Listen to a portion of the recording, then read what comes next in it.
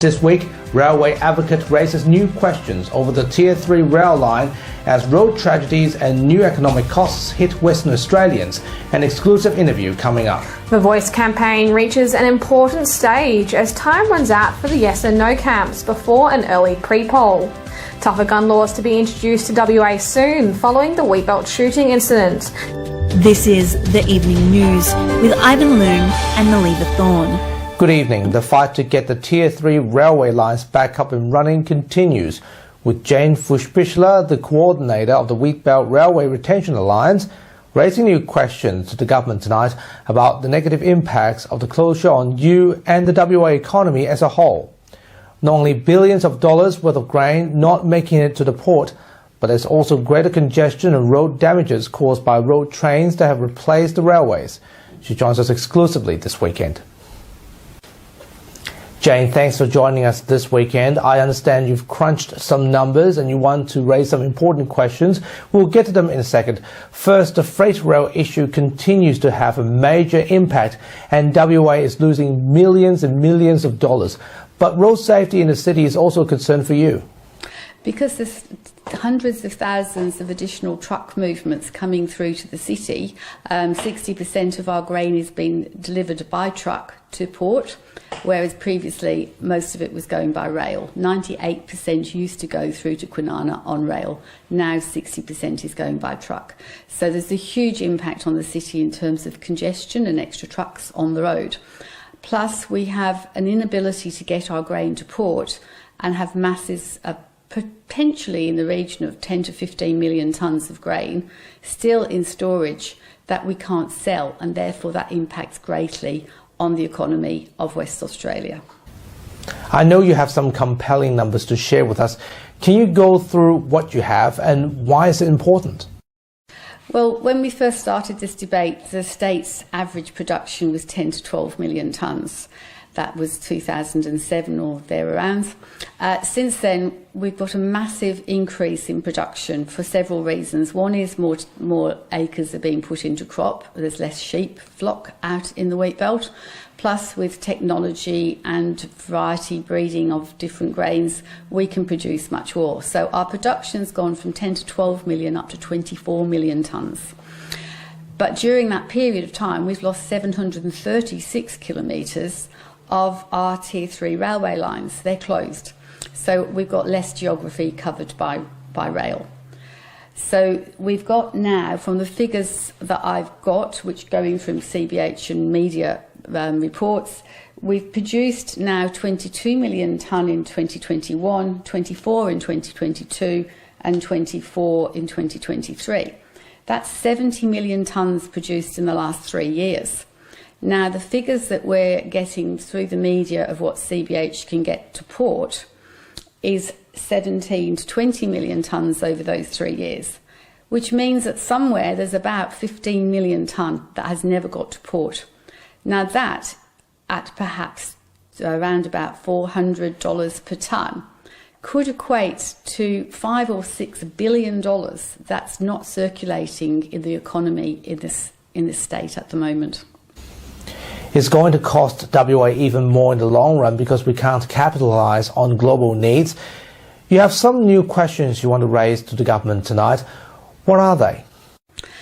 Why, when everybody can see that this is a no-brainer, why is government spending billions on rail in the eastern states and on Metronet? I think something like $8 billion's gone into new rail in the eastern states inland project, and yet we cannot get the Tier 3 rail on the radar. And it's just the same issue. Is it the lease agreement? Is it CBH? Is it the government? Is it Horizon? But we as West Australians need some answers. Right. Well, it's not just the money that doesn't go to growers. I mean, that's money that doesn't circulate within the economy. It's income tax that the governments don't get in as well. So there's an impact on the entire economy. Plus, because we're trying to get this grain to port by truck, and in the Tier 3 area, we don't have roads that we can do sea trains on, so it's mostly smaller trucks.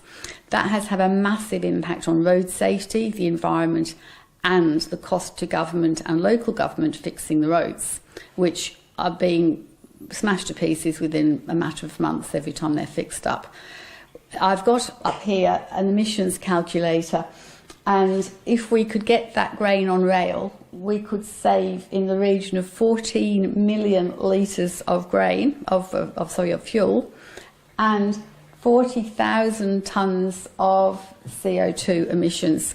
So there's an environmental impact, there's a road safety impact, there's an economy impact, there's a massive impact on the entire state, not just the farmers. And you can read the full story now, available only on the WAMN Extra News Club. Jane Fushbichler, thanks for your time. Thank you. Campaigns on the Voice to Parliament referendum have reached a critical stage, with early polling to open on October the 2nd in WA. Both yes and no camps are fighting to secure a victory as the debate continues. Here is political commentator Peter Kennedy's Week 1 referendum analysis. Well, the Voice referendum campaign is reaching a crucial stage.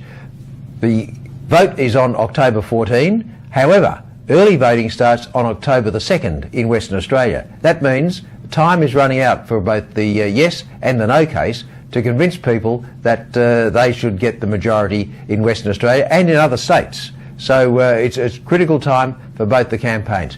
At the moment, the yes case appears to be struggling. The polls indicate the no case has the majority overall and in a majority of states. If that happens, then the referendum will fail. So the onus is on the yes campaign to come up with reasons for people to support it. At the moment, the government has been very reluctant to give details as to how the yes or how the Voice will work. Mr Albanese has said, well, that's a matter to be decided by legislation in the Parliament after the referendum has been successful. At the moment, it appears that most voters aren't buying that, or as the no case is saying, if you don't understand it, vote against it. So the key is for the government and the yes case to come up with reasons to vote for the referendum, vote in favour of the referendum, and to indicate to voters just what it will mean for Aboriginal people with regards to the areas that need significant improvement.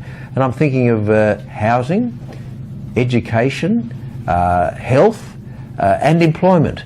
Those areas need significant improvement, and the onus is on the government, Mr Albanese leading the case, to convince voters that the Voice will lead to an improvement. As I say, the referendum is on October 14. That seems some time away. However, time is running out because the actual voting opens in Western Australia and most other states on October the 2nd, and in all the other states by October the 3rd, because October 2 in some states is a public holiday. So it's a race against time. Peter Kennedy, WAMN News. Hi there. Are you looking for a new home or want to refinance your car mortgage to get a better rate? At AA Finance Solutions, we have the expertise and knowledge to help you to find the right loan for your needs and budgets. Contact us today. Let us help you to make your home ownership dream a reality. AA Finance Solutions, your local mortgage broker. A Perth real estate agent has been disciplined following a racist email sent to an Indian family. Consumer Protection Commissioner Trish Blake stated that she was appalled by the email, saying there is no place for racism in society, and the department acted with speed to hold Ms. Pullet to account. Real estate agent Bronwyn Pullet from Victoria Park-based Marvin Real Estate was disciplined by the State Administrative Tribunal after she sent a racist email about a security bond to her past clients. Starting from the 1st of this month, she has had her license suspended for 8 months. What we're really concerned about is this as a widespread act in the real estate industry, and we have some evidence. Certainly people have come forward to us on a number of occasions. The tenants in this particular case reached out to me, and I had a long conversation with them yesterday. And as you would expect, they are feeling extremely vulnerable. Perth has joined WA's electric vehicle network, with the government launching the first EV fast charging station at Kings Park. This new EV charging station marks a significant milestone, as it now seamlessly connects Perth to various regional towns through the WA EV network. This network is not only one of the most extensive EV charging networks globally, but also the largest in Australia. Situated conveniently on May Drive, just opposite Zamia Cafe, the charging site boasts a powerful 150 kilowatt charger. This advanced technology allows EV drivers to replenish their vehicle's batteries in approximately 20 minutes. Additionally, there is a backup 7.6 kilowatt charger to ensure continuous service availability. Upon completion, the WA EV network will span an impressive 7,000 kilometres, extending from Kununurra in the north to Esperance in the south and reaching as far as Eucla in the east. A woman has been charged over an alleged armed robbery in Gosnells. The incident happened just before 3 p.m. on Thursday. Police will be alleging the woman entered a home to speak to someone she knows. After entering the house, she allegedly pointed what appears to be a handgun at the person. She then allegedly left the residence with the stolen property before officers arrived at the scene to investigate. Just before 6:30 p.m. that evening, Armidale detectives conducted a high-risk traffic stop after sight of the vehicle of interest. A silver Mazda CX-7 was pulled over on Estino Drive. 2 men and a woman was detained without incident. A 25-year-old woman and a 39-year-old man were charged with multiple offences. The second man, who was detained at the scene, was released without charge. Federal Liberal Senator Marise Payne announced her retirement from politics after serving for 26 years. Ms Payne held significant portfolios within the previous Morrison government, including the Minister for Foreign Affairs, Human Services and Women's Interests. In a statement, Foreign Minister Penny Wong paid tribute to Ms Payne's service, praising her as one of Australia's longest-serving women senators, along with her achievements and her tremendous dedication. She also played a critical role in encouraging women and girls to be involved in politics. Ms Wong says Marise Payne's dedication in serving foreign affairs, privileges, defence and trade committees within Parliament is to be praised, and wished her all the best for her future endeavours. And finally, Curtin University students got a special treat at their graduation ceremony this weekend as First Nations trio brothers 3NA took the stage to showcase their rap music talents. Dan, Matt and Nate recently won the university's inaugural Talent for Tomorrow competition and were given the opportunity to perform at the ceremony. The brothers aim to spread a positive message on behalf of First Nations people. Interestingly, WA's favourite Auslan interpreter, Diane Pryor, also took part in the performance. It means a lot that we can be here in a stadium like this and reach a variety of different people, come out and represent who we are and be together as brothers. You know, it's been great to see Welcome to Country. It's been an amazing night. Amazing, fantastic. Man. Very Not only cool. Does she, bring the energy, but to be able to cross platforms and be inclusive and progressive and cater for that audience and have that on stage. I was feeding off her at one point and getting energy off her. So yeah, she just doesn't have. She doesn't just have the sign. She got the moves as well. And now here's Leo Palisi with what's coming up on 6 News tonight. Thanks, guys. On 6 News, more than 2,000 dead in a devastating earthquake in Morocco as a desperate search for survivors continues. Clive Palmer launches a court bid to force the AEC to count a cross as a no vote with just 5 weeks to go in the voice referendum. And Qantas remains in the spotlight with the federal government accused of protecting the airline instead of putting Aussie consumers first. Watch live on our YouTube channel and our website, 6newsau.com. For now, though, it is back to you. Thanks, Leo. And that's our weekly news and current affairs. We have the latest news on our website, wamnnews.com.au. Don't forget to subscribe to the WAMN Extra News Club so we can continue our work in the community. Full details on wamnnews.com.au/news/extra. From Melly, Peter and myself, wish you good health, good night. See you next Sunday. Thanks for watching.